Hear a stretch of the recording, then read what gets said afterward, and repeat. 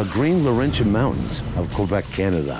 Amazingly, home to some of North America's biggest elk. These are elk whose odyssey here is as fascinating as the fascination with them as a big game animal. And this is guide Trent Updegraff, whose knowledge of elk spans the continent, from the Rockies to here.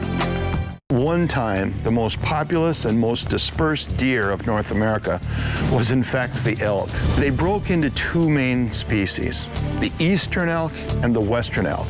The eastern elk had a tendency to be larger in its horn mass and have more points because it tended to split its main beam.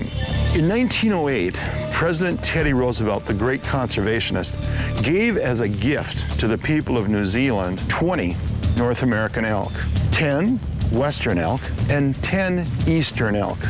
New Zealand generated some of the finest genetics for elk anywhere in the world. Here in the Laurentians, the genetics of New Zealand has been reintroduced to North America. As a result, some of the best elk in the world are found today in the Laurentian Mountains of Quebec. And it's not only giant elk that are found in these Canadian mountains. Along with the reintroduction of elk, the area has seen the introduction of gold medal European red stag. That was a really nice stag. I mean, a trophy anybody would be proud of. It's a gold medal. We've decided that we're going for the elk, but it's awfully tough to pass up a beautiful animal like that. That's what you call discipline.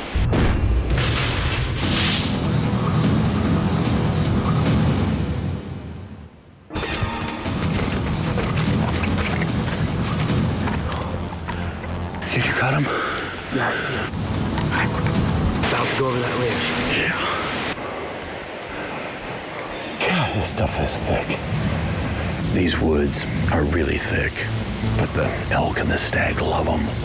The wind has switched. It's moving trees, and it's probably up to maybe even 10 miles an hour. So everything we do, we've got to be conscious of the wind. It's kind of a little stunt. Gives us a little bit of a read, both on direction and on velocity. With any luck, we'll find him soon.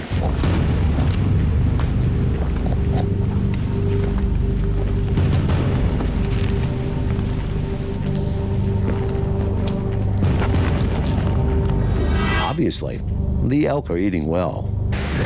We're in their bedroom right now. This is a bed right here. Actually, there's beds all along here. They get up high where they can see and smell a lot, get themselves comfortable for the day, and they're a lot more active during the night, especially last night where we had almost a full moon. And now, as the shadows lengthen, the elk are moving again. Yeah, they're around here.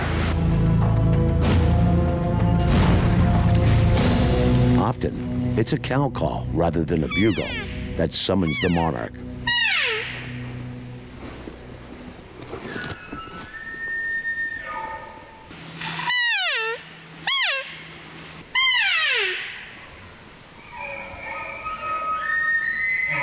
Wow, big bull coming right down the path.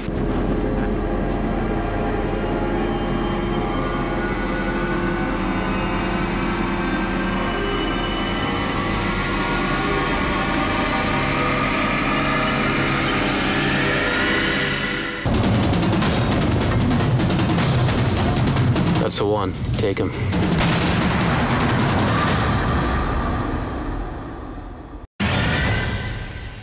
Quebec's Laurentian Mountains, home to some of the biggest elk in North America. God, this stuff is thick. And these thick woods test every tactic. Wow, big bull coming right down the path. But when the tactics work, the results are spectacular.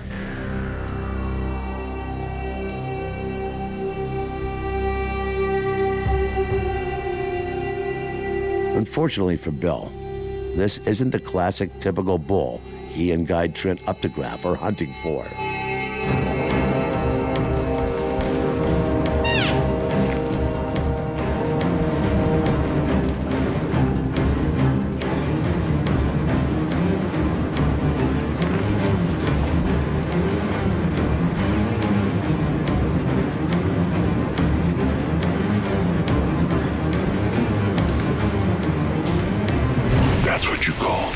discipline.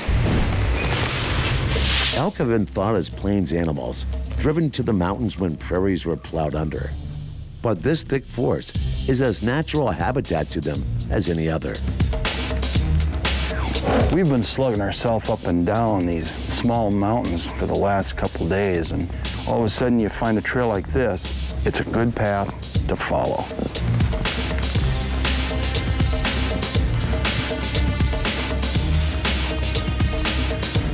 The sign of this trail includes not only tracks, but a more permanent, and in some ways more impressive, sign on the trees. We're working our way through this stuff, and now we've come onto an area that they're really doing a lot of rubbing. This is huge. That one they've got torn up. I mean, this branch right here was way up there. That means that this thing is reaching somewhere in the range of, what, 7, 8 feet? Yep, 7 to 8 feet. Yeah. We broke the last branch. Boy, they're active. The rut is on. We're in the right place. We just got to find them.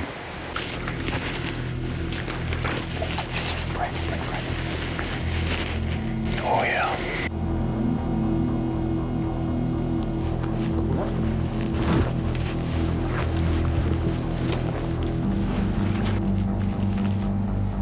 This is perhaps the only park in all of these woods. Big one. Oh, yeah.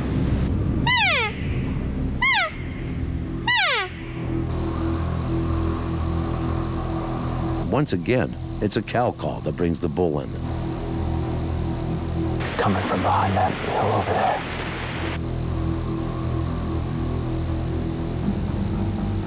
Do you want him or not? Still trying to decide. Okay.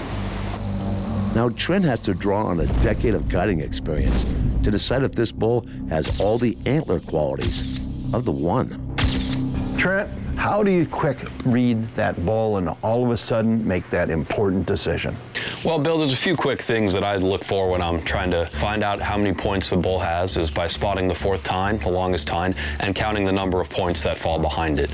In this case, 1, 2, 3. If the bull's symmetrical, it's probably going to be a 7x7 bull. So just a quick judge on the hoof with this, taking the length, the width, and the mass of the animal into consideration, I would estimate this bull to be close to 350 inches. Using those factors in his field judging, Trent knows this bull goes well over the 350 mark. That's the one. Take him.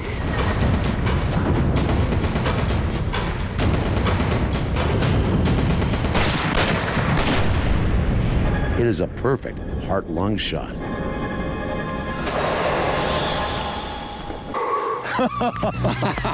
Good job. Nice job. You called them right in. Man! This is the one spot in this entire massive acreage that opens up and gave us the chance to do this. Otherwise, this wouldn't have happened. The odyssey of this elk has been from the gift of a president to a foreign country, to the return of a unique breed to its native range. With 15 minutes left before dark, he finally came. Trent worked him with that cow call. He turned around twice, then a third time, then a fourth time, and finally, he came in. And when he did, then it was over. Yeah, this was the one. The one, and part of an odyssey you will find only here. I was on my quest to get a 200+ inch mule deer, and I got the one. Velvet antlers on a late summer's day. The formula for the buck of a lifetime. He's big, all right.